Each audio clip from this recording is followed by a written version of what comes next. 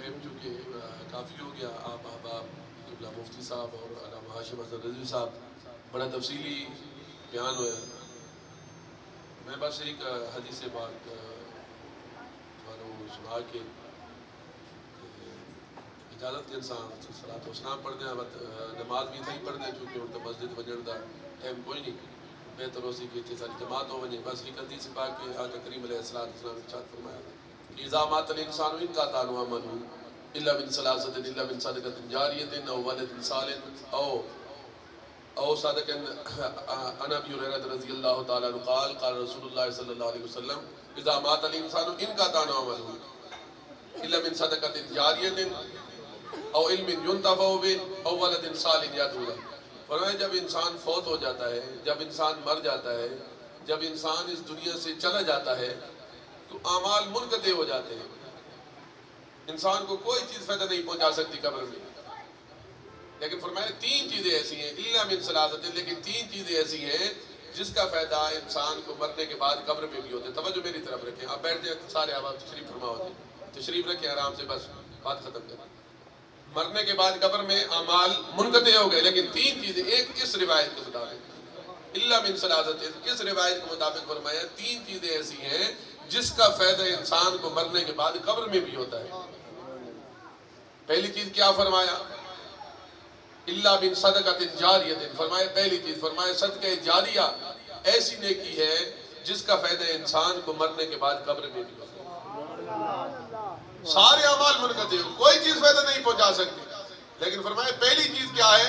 فرمایا صدقہ جاریہ جو آپ کر کے گئے ہیں اس دنیا میں، وہ ایسی چیز ہے جس کا فائدہ تم کو اور ہم سب کو فرمایا انسان کو مرنے کے بعد قبر میں بھی ہوتا رہے گا، جس کا فائدہ انسان کو مرنے کے بعد قبر میں بھی ہوتا رہے گا۔ صدقہ جاریہ ایسی نیکی ہے۔ صدقہ جاریہ کیا ہے؟ یہی صدقہ جاریہ ہے نا کہ آپ نے مدرسہ بنایا ہے یا آپ نے مسجد بنائی ہے، یا لازمی ہے یا آپ نے مدرسہ ہی بنانا ہے، مدرسے میں کوئی ایک اینٹ لگوائی ہے یا ایک لائٹ لگوائی ہے یا ایک پنکھا لگوایا ہے یا سریہ دیا ہے یا بجری دی ہے یا سیمنٹ دی ہے، یا آپ کی وجہ سے کوئی بچہ حافظ قرآن بن گیا ہے یا عالم دین بن گیا ہے، آپ کی وجہ سے کوئی بچہ عالم دین بن گیا ہے یا حافظ قرآن بن گیا ہے، وہ آپ کے لیے صدقہ جاریہ بن گیا، وہ آپ کے لیے صدقہ جاریہ بن گیا ہے۔ اس کے آگے شاگردوں کے شاگرد، جب تک اس کے شاگرد موجود رہیں گے اس کا ثواب آپ کو مرنے کے بعد قبر میں بھی پہنچتا رہے گا۔ آپ نے وہ مدرسے میں خدمت کی ہے، جب تک وہ مدرسہ قائم رہے گا، اس میں بچے پڑھتے رہیں گے، دین کا علم حاصل کرتے رہیں گے، مسلمان فائدہ حاصل کرتے رہیں گے، قیامت تک اگر یہ مدرسہ موجود ہے نا، اس کا فائدہ آپ کو قیامت تک ہوتا رہے گا۔ اور علم ينتفع به، نفع بخش علم ایسی چیز ہے، ایسی نیکی ہے جس کا فائدہ انسان کو مرنے کے بعد قبر میں بھی ہوتا ہے۔ جو استاد ہے، جو ٹیچر ہے، جس نے مسلمانوں کو علم دیا ہے، نفع بخش علم پہنچایا ہے، اس کا بھی فائدہ ہوتا ہے مرنے کے بعد قیامت تک۔ اس کے شاگرد ہوں گے، شاگردوں کے شاگرد، شاگردوں کے شاگرد، جب تک اس کے شاگرد قائم رہیں گے اس کو ثواب مرنے کے بعد قبر میں ہوتا رہے گا۔ اور تیسری اور آخری چیز فرمایا ولد صالح یدعو لہ، فرمایا نیک اولاد ایسی چیز ہے جس کا فائدہ انسان کو مرنے کے بعد قبر میں بھی ہوتا ہے۔ نیک اولاد آپ چھوڑ کر گئے، فرمایا جو شخص نیک اولاد اس دنیا میں چھوڑ کر گیا ہے، نیک اولاد، اس کا فائدہ اس کو مرنے کے بعد قبر میں بھی ہوتا رہے گا، اس کا فائدہ اس کو مرنے کے بعد قبر۔ لیکن نیک اولاد کون سی ہے؟ فرمایا نیک اولاد وہ ہوتی ہے یدعو لہ، نیک اولاد وہی ہے جو اپنے والدین کے لیے دعائیں مغفرت کرتی ہے، جو اپنے والدین کے لیے دعائیں مغفرت کرتی ہے۔ فرمایا وہ یہ نیک اولاد ہے۔ تو نیک اولاد کیسے بنے گی؟ ٹھیک ہے، ہم یہ نہیں کہتے کہ آپ اپنے بچوں کو میتھ نہ پڑھائیں، فزکس نہ پڑھائیں، بیالوجی نہ پڑھائیں، ایمبریالوجی نہ پڑھائیں، یہ نہیں، بلکہ ہمارا کیا ہے؟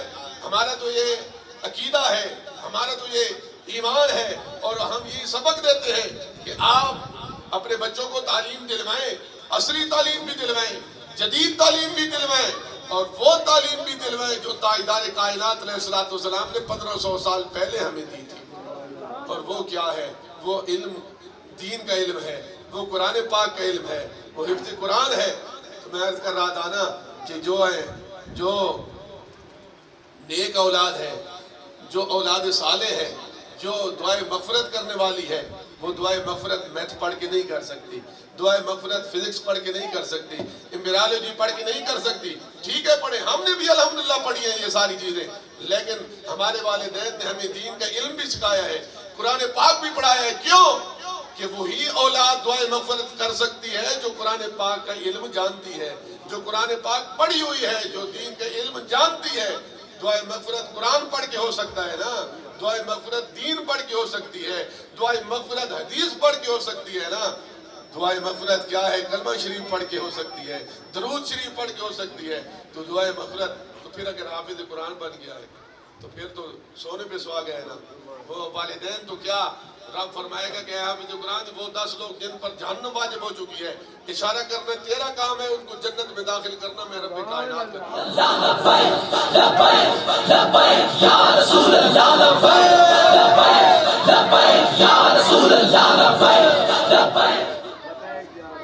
پھر علماء تو جس طرح مفتی صاحب فرما رہے تھے، پھر علماء ورثۃ الانبیاء، علماء تو انبیاء کے وارث ہوا کرتے ہیں.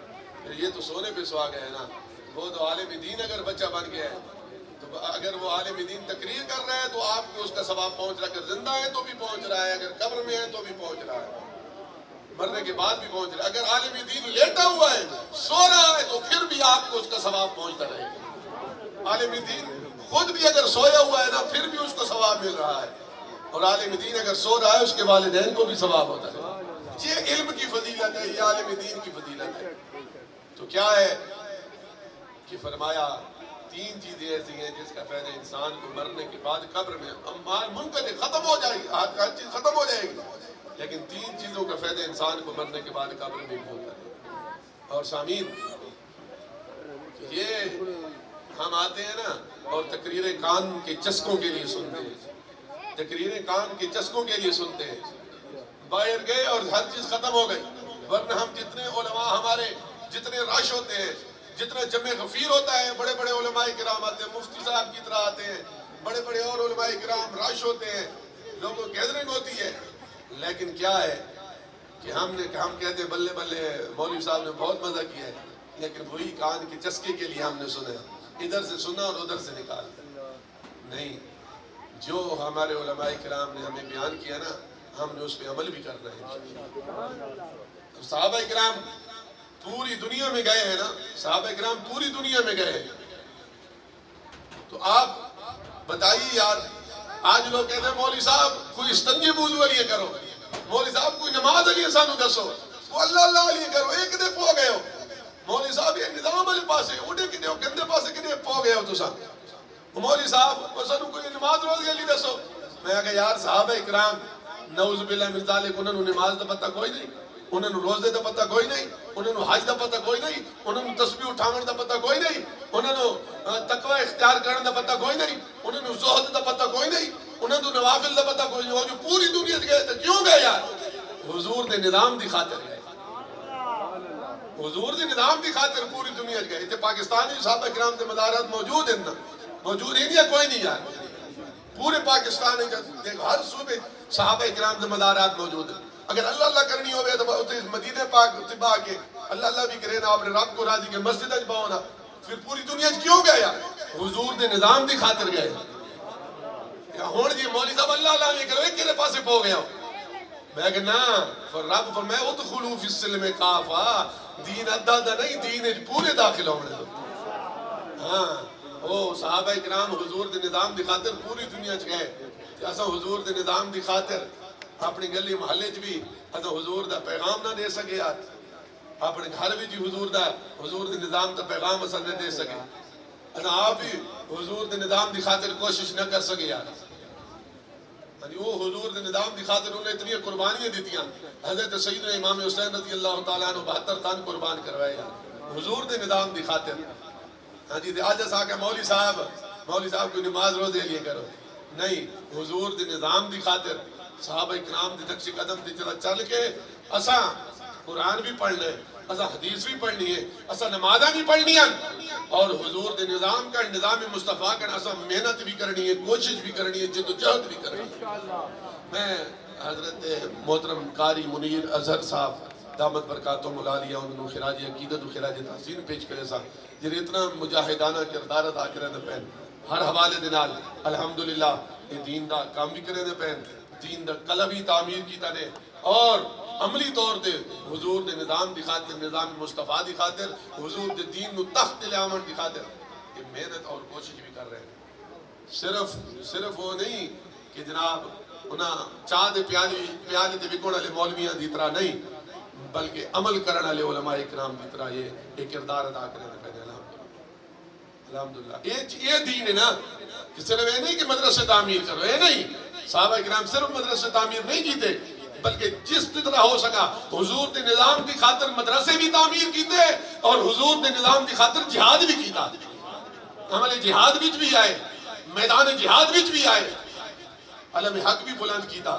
یہ ساری چیزیں علماء کرام دے اندر ہونی چاہیے تھی نا زیادہ یہ او کردار ادا کر رہے ہیں الحمدللہ اللہ رب العزت اس نوجوان نو سلامت رکھے اللہ رب العزت اس نوجوان دن دگنی رات چگنی ترقیاں عطا فرماوے اللہ رب العزت اس دا حامی و ناصر ہوئے اللہ رب العزت اس مدرسے نو دن دگنی رات چگنی ترقیاں عطا فرماوے اللہ رب العزت جتنے بھی احباب اس مدرسے دے نال جس طرح بھی تعاون کرے دیں اللہ رب العزت انہوں نے دین دنیا دی ترقیاں عطا فرماوے انہوں نے مال رزق کی برکت عطا فرماوے اللہ رب العزت سانو صراط مستقیم کی چلنے دی توفیق عطا فرماوے صفحہ صدیق کرو جی نماز پڑھ دیں اس کے بعد اپنی مصروفیات جائیں